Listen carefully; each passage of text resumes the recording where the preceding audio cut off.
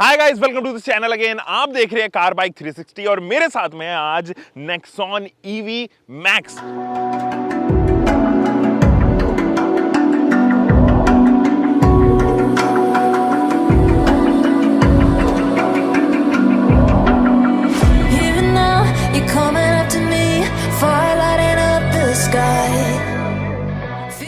दोस्तों Nexon EV max जो है वो बहुत इंप्रोवाइज हुई है और over the period of time जो है वो आपने देखा है कि टाटा की जितने भी इलेक्ट्रिक व्हीकल्स हैं उनमें काफ़ी अंतर आया है। आपने सबसे पहली इलेक्ट्रिक व्हीकल टाटा के एंड से जो देखी थी वो थी टिगोर ईवी और उसको जो है वो EESL थ्रू पावर किया गया था। अब जो है वो टिगोर ईवी रियल लाइफ में भी पब्लिक कन्वीनियंस के लिए लॉन्च हो गई थी जनवरी के महीने में। फिलहाल अगर हम बात करें नेक्सॉन ईवी की तो इसको एक प्रॉपर फेसलिफ्ट आप कह सकते हैं। अभी जो है वो टाटा नेक्सॉन ईवी मैक्स अगर हम देखें तो कॉम्पैक्ट एसयूवी में it is the only entry और सबसे अफोर्डेबल एसयूवी है जो कि इलेक्ट्रिक व्हीकल सेगमेंट में आती है। दोस्तों क्या क्या चेंजेस इसके अंदर आए हैं, कितनी इसकी पावर फिगर्स बढ़ी है, क्या टॉर्क फिगर्स अब जो है वो टाटा नेक्सॉन ईवी में आती है एंड क्या इसकी रेंज अब हो गई है, इन सभी चीजों के बारे में बात करेंगे। आप चैनल पे अगर पहली बार हो तो जल्दी से सब्सक्राइब कर लेना दोस्तों, क्योंकि बहुत सारा अमेजिंग ऑटोमोबाइल का कंटेंट आप मिस आउट कर रहे हो। चलिए सबसे पहले मैं आपको इसकी ड्राइव रिव्यू पे लेके चलता हूं, क्योंकि वो किसी भी रिव्यू का मेन पार्ट होता है। स्ट्रेट अवे पहले ड्राइव पे चलते हैं। ऑलराइट गाइस, हम लोग चला रहे हैं आज टाटा नेक्सॉन ईवी मैक्स। अब ईवी मैक्स के जो पावर फिगर्स हैं वो मैंने अगर आपके साथ में नहीं शेयर किए हैं अभी तक तो मैं बता दूं कि आप के पास में अब 143 PS की दोस्तों पावर मिलती है। ये जो पावर फिगर्स हैं वो अमेजिंगली 15 PS की बढ़ा दी गई हैं। इनफैक्ट आप अगर बैटरी कैपेसिटी की भी बात करें तो पहले 30.2 किलोवाट आवर की आया करती थी, अब 40.5 किलोवाट आवर की आती है। इसमें तकरीबन 10.3 किलोवाट आवर की जो है बैटरी पैक बढ़ा है, जिसकी वजह से रेंज बढ़ी है इस गाड़ी की और टाटा ने जो है वो अब 125 किलोमीटर की ज़्यादा रेंज ऑफर की है इस 10.3 किलोवाट आवर का जो कैपेसिटी बढ़ी है उसमें। अब देखो दोस्तों, इससे ना केवल रेंज बढ़ी है बट इसकी स्पीड भी जेन्युइन सी बात थी, बढ़नी निश्चित थी। बट टाटा ने पहले जो है वो स्पीड 120 किलोमीटर पर आवर पर सेट की थी। दोस्तों ये जो 14 PS की पावर इंक्रीज हुई है ना, ये आपको रियलाइज होगा जब आप इस गाड़ी को चलाओगे तो आपको टाटा नेक्सॉन रेगुलर ईवी जो है टाटा नेक्सॉन से उससे ज़्यादा परफॉर्मेंस ओरिएंटेड लगेगा। इनफैक्ट अगर आप देखें राउंड द कॉर्नर्स अगर आप कट कर रहे हैं तो आपको इसका स्टीयरिंग फीडबैक कंपैरेटिवली थोड़ा ज़्यादा इम्प्रूव्ड लगेगा एंड द रीज़न इज ये दोबारा से ट्वीक किया गया है। दोस्तों अगर सस्पेंशन सेटअप की भी बात की जाए तो यहाँ पर जो है वो उनको भी रीडिफाइन किया गया है और अब जो है वो ज़्यादा बेहतर ही लगते हैं। देसी लैंग्वेज में क्या कहते हैं, थोड़ा दब के चलती है गाड़ी और ये इसलिए भी क्योंकि इसकी ग्राउंड क्लियरेंस लोअर हुई है। अब जब भी आप ग्राउंड क्लियरेंस लोअर होते हुए देखोगे तो गाड़ी को और ज़्यादा स्टेबल होते हुए देखोगे और क्योंकि इसके सेंटर ऑफ ग्रेविटी कहीं ना कहीं बिल्कुल बीच इस वाले एरिया में ही फॉल करती है तो राउंड द कॉर्नर जो है वो उसके अंदर बॉडी रोल की भी समस्या काफ़ी हद तक इम्प्रूव हुई है। सो वो लोग जो एक्चुअली एक परफॉर्मेंस ओरिएंटेड गाड़ी चाह रहे थे with in 20 lakh, now here is the option, इसको वो कंसिडर कर सकते हैं क्योंकि 0 to 100 अचीव करने में एज कंपनी क्लेम्ड केवल 9 सेकंड लगाती है अगर आप स्पोर्ट्स मोड में चला रहे हैं। दोस्तों और चीज़ों के बारे में बात करते हैं, जैसे कि आप अगर इसके एसी की यूनिट के बारे में बात की जाए तो ये काफ़ी चिलिंग है। आपको रियलाइज़ होगा कि जब भी आप इस गाड़ी के अंदर बैठ रहे हो तो 10 से 12 मिनट से ज़्यादा नहीं लगाने वाली एसी को चिल करने में। ऐसे में वो लोग जो एक्चुअली किसी गर्म रीजन में रह रहे हैं, दिल्ली जैसे रीजन में या राजस्थान में, पंजाब साइड रह रहे हैं, नॉर्थ इंडिया वाले रीजन में कुछ ज़्यादा है या इनफैक्ट मुंबई साइड भी ज़्यादा है, उनको एयर कंडीशनिंग यूनिट की ज़रूरत पड़ती है। ऐसे में this car is a good car to go for. आपका जो हर एक पैसा है वो वसूल होता हुआ नज़र आएगा। ये जो सीट्स हैं वो वेंटिलेटेड सीट्स हैं और थ्रू आउट पीछे वाली जो मेरा पोर्शन है उसको ये चिल करके रखती हैं, तो मुझे पसीना नहीं आता पीछे वाले पोर्शन से। एंड ये यहीं तक लिमिटेड नहीं है, अब ऑटो IRVM भी आ गया है, तो रियर का जो अगर आप देखें, अगर आपने यहाँ से पावर ऑन की हुई है ऑटो IRVM की तो आपको रियर के जितने भी हाई बीम्स हैं वो सारी फिल्टर आउट होती हुई नज़र आएंगी। और बात की जाए बाकी इसकी ऑल टुगेदर मैनूवरेबिलिटी की, मैं काफ़ी इम्प्रेस्ड हूँ दोस्तों। You can actually go for this car without any doubt. दोस्तों ड्राइव तो हम लोगों ने कंप्लीट कर ली है, अब स्ट्रेट अवे आपको इसके ग्लैमर के बारे में बताता हूँ, ये कॉस्मेटिकली कैसी डिज़ाइन की गई है उसके बारे में बताते हैं। देखो कोई भी चेंज एक्चुअली इसके अंदर कॉस्मेटिकली नहीं आया है, जो मिनिमल चेंजेस हैं उनके बारे में बात कर लेंगे। लेकिन सबसे पहले अगर आप इन हेडलाइट यूनिट को देखोगे, ये फेस लिफ्टेड नेक्सॉन है जिसको ईवी में कन्वर्ट किया गया था। So it almost uses the same chassis platform, image to technology के ऊपर बेस्ड है, बट जिप्ट्रॉन जो है वो इसको कोड नेम किया गया है। जिप्ट्रॉन जो है वो इसके अंदर टेक्नोलॉजी यूज की गई है। जिप्ट्रॉन इज समथिंग जो इलेक्ट्रिक व्हीकल को यहाँ पे दर्शाती है, जैसे कि रेवोट्रॉन एंड रेवोटॉक, ये दोनों आईसी टेक्नोलॉजी पे बेस्ड है, यानी कि इंटरनल कंबशन इंजन पे बेस्ड है। यहाँ पे अगर आप बात करें तो डुअल बैरल आपको यहाँ पे हेडलाइट यूनिट मिलेगी दोस्तों। जो प्रोजेक्टेड हेडलाइट यूनिट है, ब्लैकआउट किया गया इसका बहुत सारा portion, and LED DRL.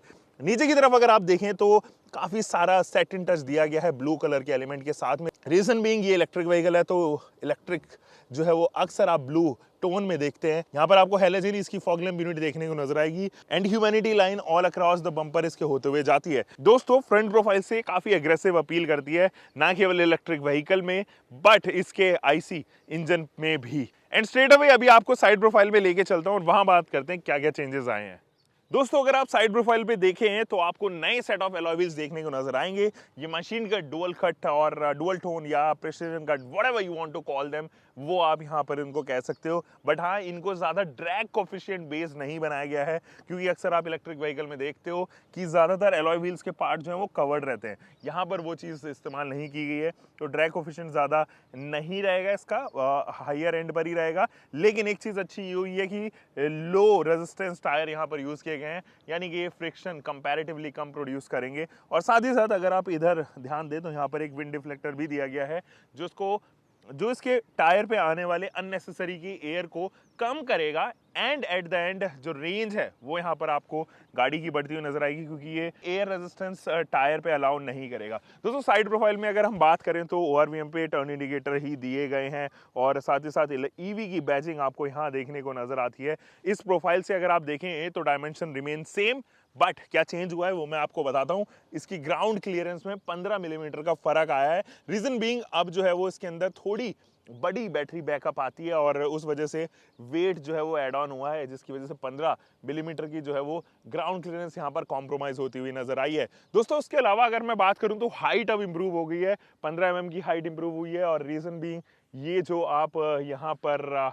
Roof rail देख रहे हैं ये अब इंट्रोड्यूस हो गए, इनकी वजह से यहाँ पर हाइट बढ़ चुकी है। बाकी अगर हम और बारे में बात करें तो आपको अब जो है वो रियर प्रोफाइल में इसके डिस्क ब्रेक्स देखने को नजर आएंगे, और ये डिस्क ब्रेक का डायमेंशन फ्रंट वाले डिस्क ब्रेक का डायमेंशन सेम है, उसमें कोई भी बदलाव नहीं किया गया। दोस्तों रियर प्रोफाइल में जो है वो कुछ ज़्यादा अंतर नहीं आया है, और ये रिमेंस सेम, कंप्लीटली सेम है, कुछ ऐसा कुछ चेंज नहीं है। यहाँ पे आप देखेंगे तो टेल लाइट यूनिट जो है वो पार्ट की गई है, उसको ट्रंक पे रखा गया है, क्वार्टर पैनल पे रखा गया है, एंड यहाँ पर एलईडीज का इस्तेमाल किया गया है। साथ ही साथ आप देखेंगे तो यहाँ पर हेलोजन बल्ब्स का ही इस्तेमाल किया गया है इसके turn indicator and reverse light में। हालांकि अगर आप इस प्रोफाइल से देखें तो ये जो ब्लू कलर की स्ट्रिप है ये काफ़ी मैच करती है इसके ऊपर। ईवी की बैजिंग आपको इधर दिखाई देती है, जिप्ट्रॉन टेक्नोलॉजी इधर बेस्ड है, नेक्सॉन की बैजिंग इधर आपको ऑफर होती हुई नजर आएगी। इनफैक्ट इसके नीचे भी अगर आप देखें तो 2 पार्किंग सेंसर्स ऑफर किए गए हैं, एक रिक्वेस्ट बटन के साथ में, और यहाँ पर जो है वो आपको मिलता है वाइपर सेट, और साथ ही साथ हाई माउंटेड स्टॉप लैंप। ऊपर जो है वो आपको शार्क फिन एंटीना ऑफर कर दिया गया है। दोस्तों अगर हम इसके बूट चेक करें तो मैं आपको दिखाता हूँ, ये 350 लीटर का बूट है, और अभी फिलहाल इसके अंदर सामान रखा हुआ है। गाइस यहाँ पर जो है वो पार्शियल ट्रे दी गई है, और इसका सरफेस एरिया काफी बड़ा सा रखा गया है, ताकि आप सामान इजीली जो है वो पीछे से भी इसके ऊपर रख सकें, हैवी लोड ना रखें, ये हाईली रिकमेंडेड है। और साथ ही साथ अगर आप देखें 60:40 में स्प्लिट होने वाली सीट्स मिलती है, एक इल्यूमिनेशन लाइट मिलती है, और 4 हुक्स यहाँ पर मिलते हैं जो 3 kg की बैजिंग के साथ में आते हैं, यानी कि आप 3 kg तक का सामान उसके अंदर लोड कर सकते हो। ये 350 लीटर का बूट स्पेस है, काफी अच्छा बूट स्पेस है, और अपने सेगमेंट में वन ऑफ द बेस्ट माना जाता है। हालांकि अभी और भी गाड़ियां आ गई हैं, एसयूवीज आ गई हैं जो कॉम्पैक्ट एसयूवी में आईसीई बेस्ड हैं, और उनके ऊपर जो है वो अच्छा खासा बूट स्पेस है, जिनमें से मुझे रेनो काइगर एक याद आ रही है। अगर आप यहाँ पे देखें तो लोडिंग लिप कुछ ज़्यादा नहीं है, बहुत ही छोटी सी है, सामान रखने में और उतारने में आपको कुछ ज़्यादा प्रॉब्लम यहाँ दोस्तों नहीं होनी चाहिए। तो फिलहाल इसको करते हैं बंद, और आपको इंटीरियर्स का नज़ारा दिखाता हूँ वो कैसा है।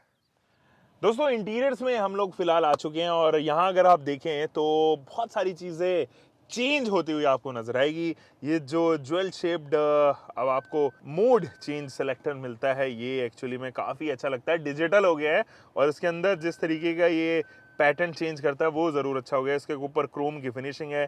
2 मोड्स आपको इधर मिलते हैं, sports mode and eco mode. और इसके साथ साथ अगर आप देखें तो आपको जो है वो इलेक्ट्रिक पार्क ब्रेक मिलते हैं, साथ ही साथ auto hold and cruise mode आपको यहाँ पे मिलते हैं, यानी कि रीजनरेशन मोड आपको मिलते हैं यहाँ पे। तो जब भी आप गाड़ी को चलाओगे, हल्के हल्के ब्रेक मार रहे होगे, तो आपको ज़रूरत नहीं है ब्रेक मारने की। आप कर्स मोड 3rd एक्टिवेट रखो तो वो ऑटोमेटिकली जो है वो रिवर्स साइकिल करने लग जाएगी मोटर अपनी, एंड वो जो है वो आपको फील कराएगी कि ब्रेक हो रहा है। बट इन रियलिटी ब्रेक तो हो ही रहा होगा, इसके साथ साथ जो है वो, क्योंकि जब जनरेटर उल्टी डायरेक्शन में घूमेगा तो वो प्रोड्यूस करेगा इलेक्ट्रिसिटी एंड वो रिवर्स बैक इलेक्ट्रिसिटी को करेगा बैटरी पैक के अंदर, एंड उससे जो है वो बैटरी की लाइफ और इम्प्रूव हो जाएगी। तो रीजनरेशन मोड ज़्यादातर आप 3rd मोड पे रखो। 4 मोड्स आते हैं, या तो ऑफ या 1 2 3 मोड। दोस्तों अगर आप इसकी आर्मरेस्ट की बात करेंगे तो इसके अंदर स्पेस दी गई है। दोस्तों आर्मरेस्ट के जस्ट आगे आपको मिलता है एक वायरलेस चार्जर, और जैसे ही आप अपने फ़ोन को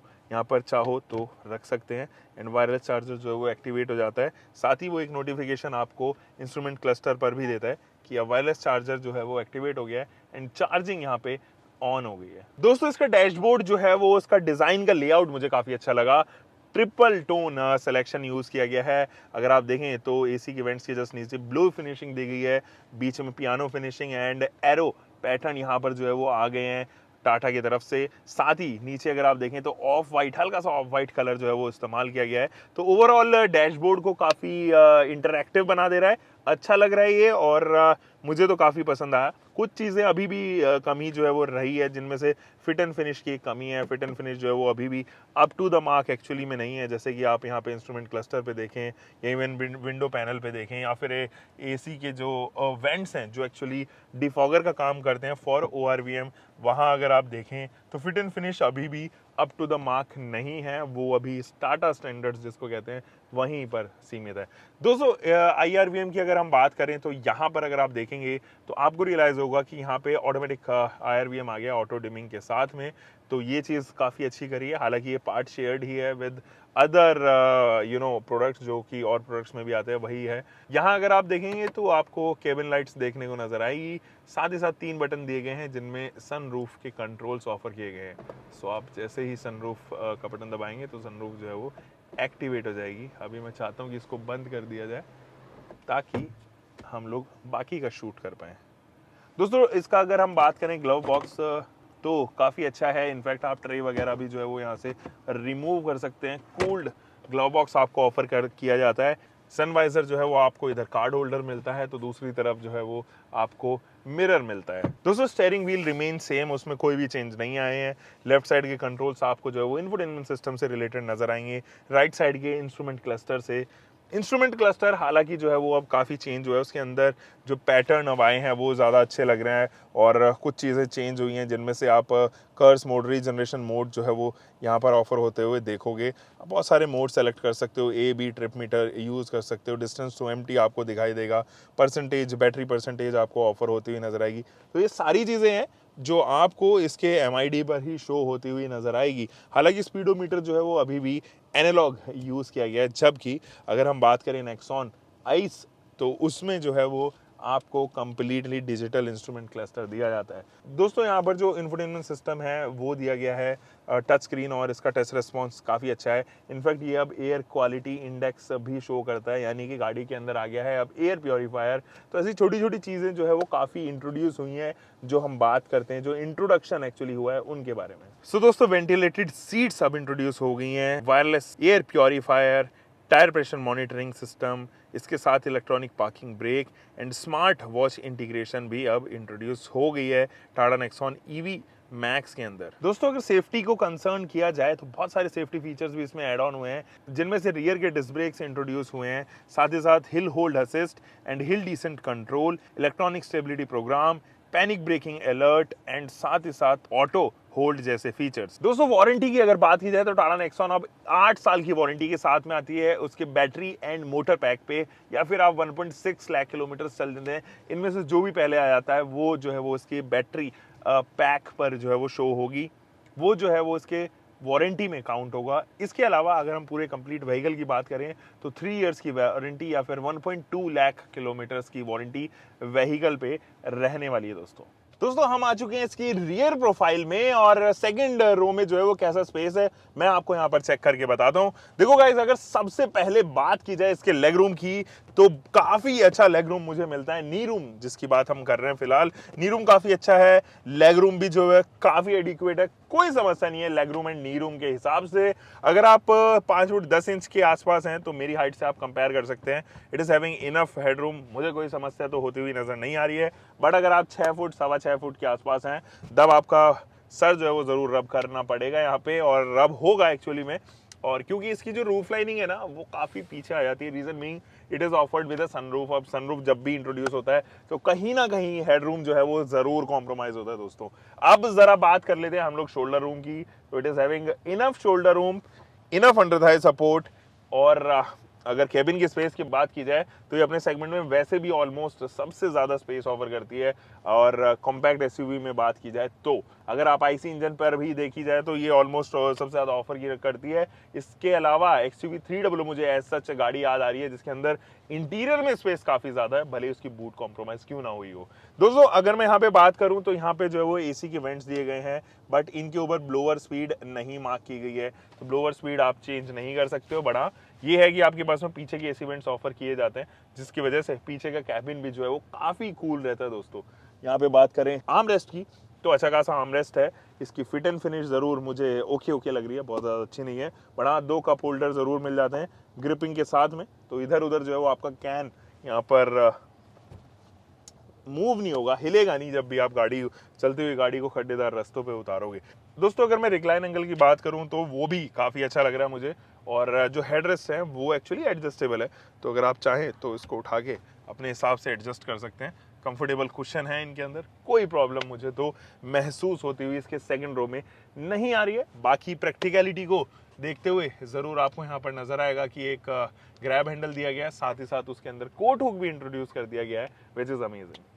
सो दोस्तों ये तो थी हमारे साथ में आज नेक्सॉन EV मैक्स, और दोस्तों इसकी प्राइसिंग जो है वो काफ़ी कमाल की रखी है। 17.5 लाख रुपए से अब एक्स शोरूम कॉस्ट कर रही है, और तकरीबन ये 2-2.25 लाख रुपए का जो इसके ऊपर अपडेट आया है प्राइसिंग में वो काफ़ी जेन्युइन लग रहा है, क्योंकि जिस हिसाब से इसके अंदर इंटीरियर्स में चेंज किए गए हैं, फीचर्स इंप्रूव किए गए हैं, सेफ्टी फीचर्स एड ऑन की गई हैं, और साथ ही साथ यहाँ पे इसके बैटरी पैक एंड मोटर की जो पावर फिगर्स हैं, टॉर्क फिगर्स हैं, उनको बढ़ा दिया गया है।